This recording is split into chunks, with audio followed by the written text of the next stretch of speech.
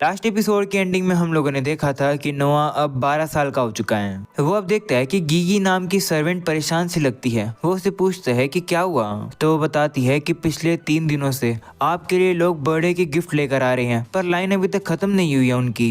तो जोए कहती है कि हाँ, ये तो चलेगा ही। पिछले साल लोगों की लाइन 1 हफ्ते तक चली थी। ये सुनकर तो अब गीगी भी काफी हैरान हो जाती है। वहीं नोआ अब कहने लगता है कि मैं सारे गिफ्ट को ऐसे ही एक्सेप्ट नहीं कर सकता हूँ जो गिफ्ट में मिला है, और उसके सेंडर के नाम को रिकॉर्ड में डिटेल में लिखा जाता है। इसी वजह से इतना टाइम लग जाता है, पर मैं श्योर हूँ कि एवेलिन सारी चीजों को अपने आप ही संभाल लेगी। इसके बाद अब नोआ वहाँ से जाने लगता है। हमें ये पता चलता है कि नोआ अब काफी ज्यादा फेमस हो चुका है, क्योंकि उसने लिवाइथन को पूरा मास्टर कर लिया है। और इस समय पर नोआ मिनिस्ट्री ऑफ मिलिट्री अफेयर्स में भी काम करता है, और मिलिट्री अफेयर्स का जो मिनिस्टर है वो और कोई नहीं बल्कि 4th प्रिंस हेनरी है। नोआ अब जाकर उससे मिलता है और कहता है कि मैंने सुना कि आप मुझे बुला रहे थे। तो हेनरी भी कहता है कि हाँ, दरअसल मैं तुम्हारा ओपिनियन जानना चाहता हूँ। हम लोग को इंपीरियल की कमांड मिली है। हम लोग राइस को एक आर्मी के साथ भेजेंगे, क्योंकि साउथ में भी रेबिलियन चल रहा है। तो राइस आर्मी के साथ जाकर उस रिबेलियन को खत्म करेगा। हम लोग उन रिबेलियंस को दिखाएंगे हमारी ताकत, जिससे कि वो डर जाएंगे और वापस से विद्रोह करने का सोचेंगे नहीं। ये सुनकर नोआ भी अब देखता है कि यहीं पर ही राइस खड़ा हुआ है, जो कि 4th प्रिंस का डायरेक्ट सबऑर्डिनेट भी है, और ये एक आर्मी को लीड करने में काफी माहिर है। लेकिन अब नोआ को कुछ गड़बड़ लगती है। वो अब राइस से कहता है कि सच्ची सच्ची बताना कि तुम अपने साथ कितने सोल्जर्स को लेकर जा रहे हो। ये सुनकर तो अब राइस की भी बोलती बंद हो जाती है, और अब वो कुछ बता ही नहीं पा रहा होता है। ये देखकर हेनरी भी समझ जाता है कि राइस को छुपा रहा है। वो उसे कहता है कि ये क्या हो रहा है। हेनरी को गुस्से में देखकर राइस भी डर जाता है, और अब वो नीचे बैठकर उससे माफी मांगता है। वहीं हेनरी को इतने गुस्से में देखकर नोआ अब उसे शांत करता है और कहता है कि ये कोई सीरियस मैटर नहीं है। नोआ अब कहता है कि जो इंपीरियल फोर्स है उसे मिनिस्ट्री ऑफ मिलिट्री अफेयर्स की तरफ से फंडिंग मिलती है, इस बेस पर कि कितने सोल्जर्स रजिस्टर हैं, है ना। तो हेनरी भी कहता है कि हाँ, जिस पर अब नोआ कहता है कि और ये तो काफी कॉमन बात है ना कि जो आर्मी के जनरल्स होते हैं वो उन सोल्जर्स को भी रजिस्टर कर सकते हैं जो कि बैटल में नहीं जाने वाले हैं। ऐसे करके जनरल्स उस फंडिंग को खुद खा सकते हैं। यह सुनकर राइस भी समझ जाता है कि नोआ को पता चल गया है कि वो पैसे खा रहे हैं। वो अब माफी मांगने लगता है, पर हेनरी गुस्सा कर रहा है। ये देखकर नोआ अब अपने भाई को शांत करता है। नोआ अब राइस से कहता है कि इस तरीके से डरना बंद करो। एक जनरल के पास अथॉरिटी होती है नए सोल्जर्स को ऐड करने की। मैं तुम पर इल्जाम लगाने की कोशिश नहीं कर रहा हूँ। नॉर्मली अगर देखा जाता तो ये सही होता, क्योंकि अगर इस तरीके से दिखाया गया कि ज्यादा सोल्जर्स हैं तो इससे हमारा ही फायदा है। ये सुनकर हेनरी भी कहता है कि हाँ, तुम सही कह रहे हो। कभी कभार ये कह देना भी काफी फायदेमंद करता है कि तुम्हारी आर्मी के अंदर 1 लाख सोल्जर्स हैं, जबकि तुम्हारी आर्मी के अंदर 1 लाख सोल्जर्स हुए ना तो भी।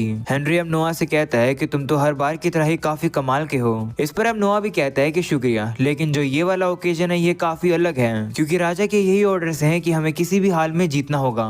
नोआ अब राइस से कहता है कि सच्ची सच्ची बताना कि असलियत में कितने सोल्जर्स जाने वाले हैं तुम्हारी आर्मी में। तो वो कहता है अराउंड 2000। तो नोआ कहता है कि ठीक है, कैसे भी करके 2000 सोल्जर्स को भेज के ही रहना। जिस पर वो भी कहता है कि हाँ। इसके बाद नोआ अब कागज पर कुछ लिख देता है, और अब वो उसे राइस को देखकर कहता है कि ये मिलिट्री अफेयर की मिनिस्ट्री को दे देना। वो 2000 और सोल्जर्स की खर्चा देने के लिए तैयार हो जाएंगे, यानी कि जितना पैसा बचेगा वो तुम्हें मिलेगा।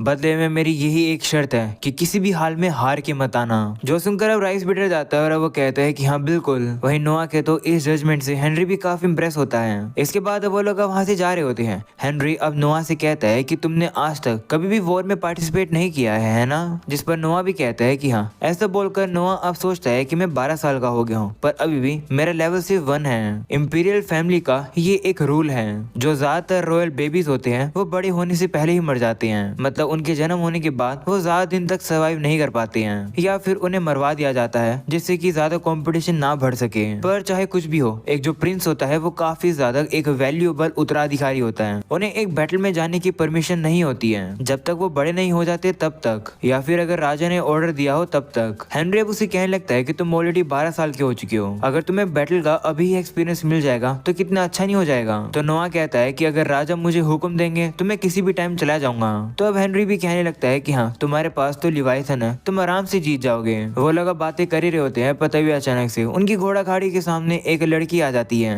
जो कि किसी से डर कर भाग रही थी। वो उनसे कहती है कि मेरी मदद करो। हम लोग अब देखते हैं कि इसी तरीके से और भी बच्चे भागने की कोशिश कर रहे थे, और अब वहाँ पर उनके ओनर्स आ जाते हैं जो कि उन्हें नुकसान पहुंचाने लगते हैं और कहते हैं कि तुम लोग तमीज में रहा करो। वहीं दर्द में आकर वो बच्चे अब मदद मांगने लगते हैं। ये सब नोआ से देखा नहीं जाता है और अब वो नीचे उतरकर उन लोगों को रोकता है। ये सुनकर बंदे नोआ से गुस्सा हो जाते हैं और कहते हैं कि तुम कौन होते हो बीच में आने वाले, अपने काम से काम रखो। तो नोआ अब उनसे पूछने लगता है कि ये बताओ कि तुम्हारे रजिस्ट्रेशन के डॉक्यूमेंट्स कहाँ पर हैं? मतलब ये स्लेव्स तुम्हारे हैं, ये कैसे प्रूव होगा? अगर तुम्हें नहीं पता हो तो याद दिला दो कि अनरजिस्टर्ड स्लेव करना एक क्राइम होता है। ये सुनकर वो लोग अब गुस्से में आ जाते हैं क्योंकि उनके पास कोई प्रूफ है नहीं और अब वो लोग नोआ को मारने के लिए आते हैं। लेकिन अब नोआ भी अपनी लिवायथन को बाहर निकाल के उन लोग को काफी ज्यादा इजीली मार देता है। ये देखकर हेनरी और बाकी के जो लोग वहाँ खड़े थे वो भी अब नोआ की तारीफ करने लगते हैं। इसके बाद अब नोआ भी जाकर उन बच्चों से कहता है कि तुम लोग ठीक हो ना, जिस पर वो कहते हैं कि हाँ। ऐसे बोलकर अब वो लोग रोने लगते हैं और कहते हैं कि ये लोग हमें बेचने वाले थे।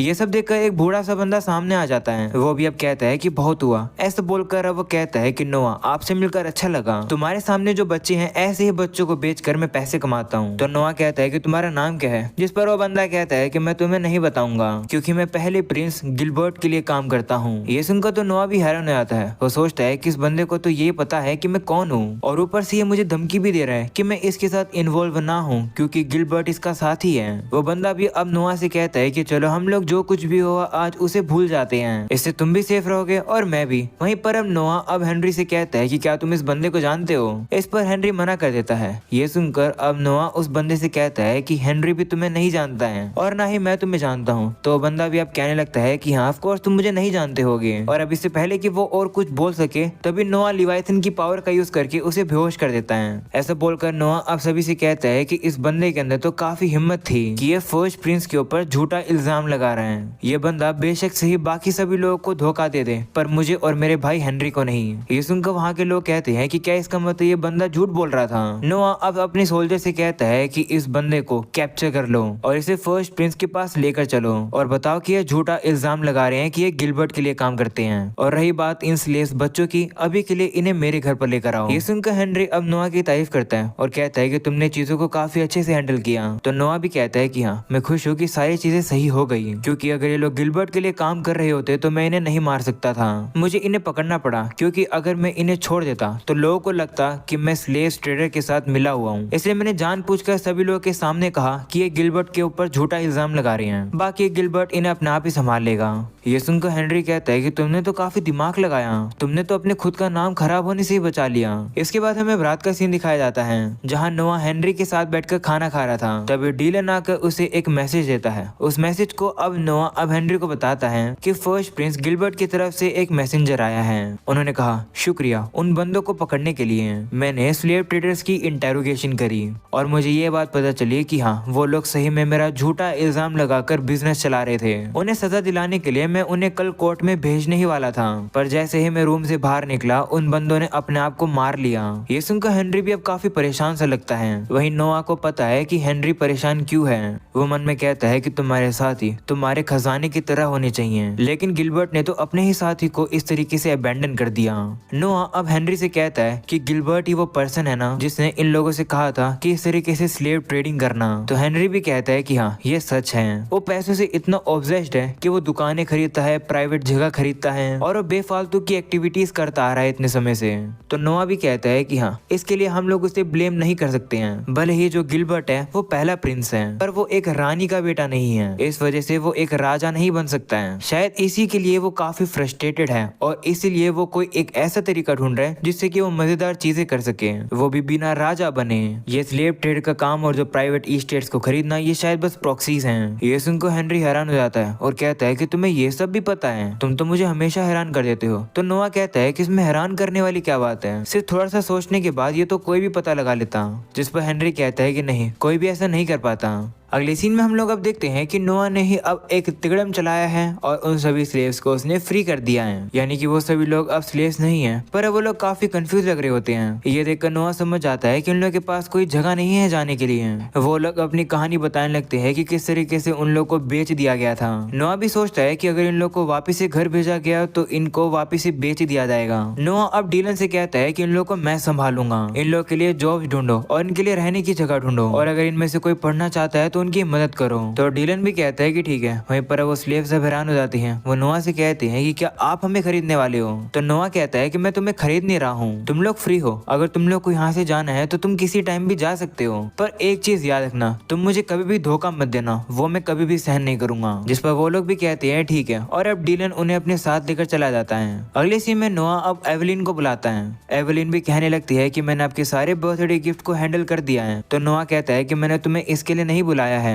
ये तुम्हारे लिए है। तो एवेलिन भी उस कागज को उठाती है और पूछती है कि ये क्या है। तो नोआ कहता है कि मैं तुम्हें अल्मारिया का एक छोटे रीजन का एडमिनिस्ट्रेटर बना रहा हूँ, यानी कि अब तुम प्रॉपर एक गवर्नमेंट की ऑफिशियल हो। हमें पता चलता है कि जो एडमिनिस्ट्रेटर का रोल होता है वो एक की ऑफिस होती है। इसे पॉपुलरली मैजिस्ट्रेट भी कहा जाता है। ये पोजीशन मिलना एक मेड के लिए काफी बड़ा प्रमोशन की तरह है। जो जगह प्रिंस को एम्परर की तरफ से मिलती है वो काफी बड़ी होती है, तो प्रिंस अकेले उस जगह पर रूल नहीं कर पाता है, तो इसलिए एक प्रिंस वहाँ पर एडमिनिस्ट्रेटर्स को भेजता है अलग अलग रीजन्स में। नोआ अब एवेलिन से कहता है कि मैं तुम्हें काफी सालों से देख रहा था और सारी मेड में से तुम सबसे समझदार हो, अगर तुम यहाँ पर रहोगी तो तुम्हारी टैलेंट का वेस्ट होगा। ये सुनकर अब एवेलिन परेशान हो जाती है। वो कहती है कि लेकिन मैं आपके साथ यहाँ पर रहकर आपका काम करना चाहती हूँ। तो नोआ कहता है कि हाँ मुझे पता है, लेकिन मैं चाहता हूँ कि तुम जाकर और भी ज्यादा ग्रो करो। अगर तुम अच्छा काम करोगी और पॉपुलर होगी तो इससे मेरी भी मदद होगी, लोगों को पता चलेगा कि मेरे अंदर समझ है अच्छे लोगों को सिलेक्ट करने की। मैं चाहता हूँ कि तुम इस घर को छोड़कर जाओ और मेरे लिए काम करो। तो अब एवेलिन भी अब नोआ का ये काम करने के लिए तैयार हो जाती है और अब वो खुश होकर वहाँ से चली जाती है। ये देखकर शीले काफी इम्प्रेस हो जाती है। वो नोआ से कहती है कि आप काफी कमाल के हो, आप अपने साथियों को काफी अच्छे तरीके से ट्रीट करते हो, ना कि फर्स्ट प्रिंस की तरह। तभी नोआ अब उसे चुप कराता है और कहता है कि ऐसी बातों को चिल्लाकर मत कहो। तो वो भी अब शांत हो जाती है। अगले सीन में नोआ को अब राजा अब बुला लेते हैं। यहाँ पर ऑलरेडी सभी लोग इकट्ठा हैं। राजा अब नोआ से कहते हैं कि मैंने सारी स्टोरी सुन ली, तुमने फर्स्ट प्रिंस यानी कि गिलबर्ट का नाम खराब होने से बचा लिया।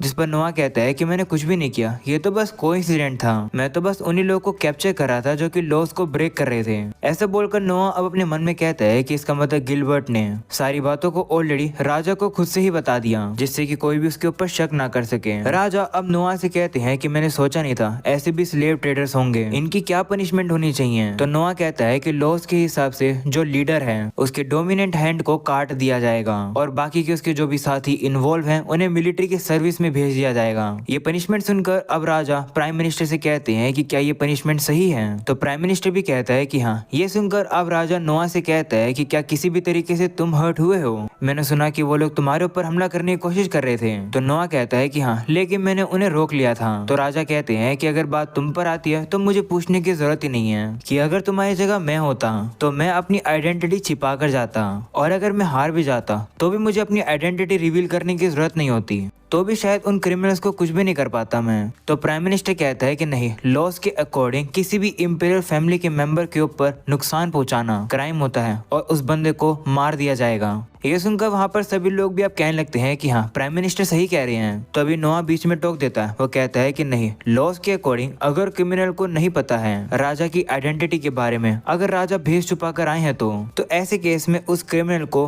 किसी भी इंपीरियल फैमिली के ऊपर नुकसान पहुंचाने का पनिशमेंट नहीं लगेगी, बल्कि इसे एक नॉर्मल असोल्ट ही माना जाएगा जैसे नॉर्मल लोगों के ऊपर होता है। नोआ की बात सुनकर तो सभी लोग अब हैरान हो जाते हैं। ये देखकर नोआ भी सोचता है कि क्या मैंने ज्यादा ही बोल दिया, क्योंकि राजा तो राजा ही है, चाहे वो लॉस को फॉलो करे या फिर ना करे उनकी मर्जी, शायद मुझे माफी मांग लेनी चाहिए। ऐसे बोलकर नोआ अब माफी मांगने ही वाला होता है, पर तभी राजा हंसने लगते हैं और वो प्राइम मिनिस्टर से कहते हैं कि लो, मैं शर्त जीत गया। तो प्राइम मिनिस्टर भी कहता है कि हाँ, मैंने नोआ को अंडर एस्टिमेट कर दिया था।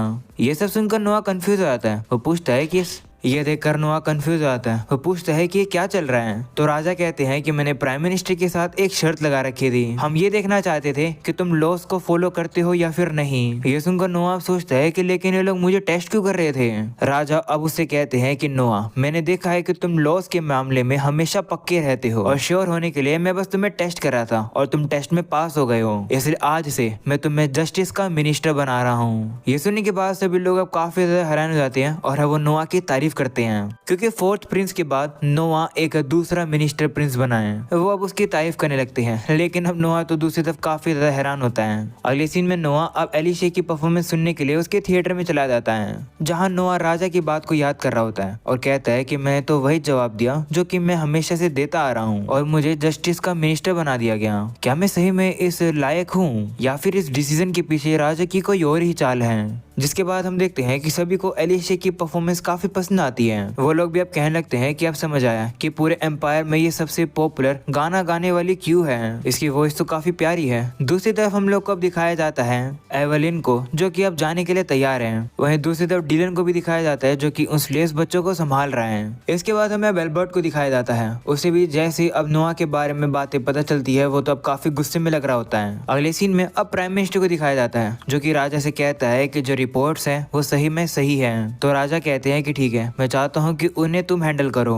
जिस पर प्राइम मिनिस्टर भी कहता है कि ठीक है। वहीं अब राजा कहते हैं कि लगता है कि समय अब और ज्यादा वेट नहीं करेगा। ऑलराइट गाइस, इसी के साथ ये एपिसोड यहीं खत्म हो जाता है। आई होप कि तुम्हें ये एपिसोड पसंद आया होगा। पसंद आया हो तो लाइक करके चैनल को सब्सक्राइब कर देना। मैं मिलूंगा तुम लोगों से नेक्स्ट वीडियो में, तब तक के लिए बाय बाय।